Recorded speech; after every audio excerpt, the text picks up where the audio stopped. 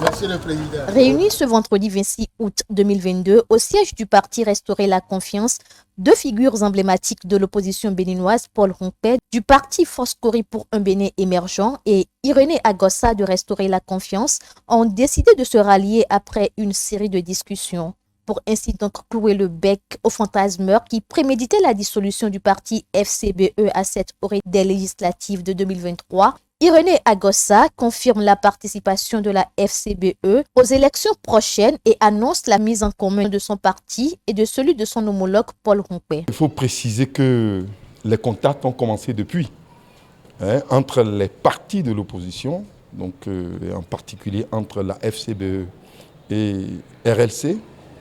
Et ce n'est que l'aboutissement d'un processus qui a commencé depuis un bout de temps, que vous constatez cet après-midi. Nous sommes engagés, tous les deux partis ensemble, sur le principe qu'il faut que nous soyons au rendez-vous des élections de janvier 2023 ensemble. Donc dans une stratégie d'ensemble, nous sommes convenus qu'il faut que nous soyons dans cette logique-là. Donc, pour vous dire que cet après-midi, les deux partis ont donné leur accord pour que nous soyons ensemble. L'esprit pour nous, ce n'est plus simplement de participer aux élections, nous allons participer, mais c'est de gagner ces élections, c'est-à-dire avoir une majorité au Parlement afin d'espérer que nous puissions changer les donnes.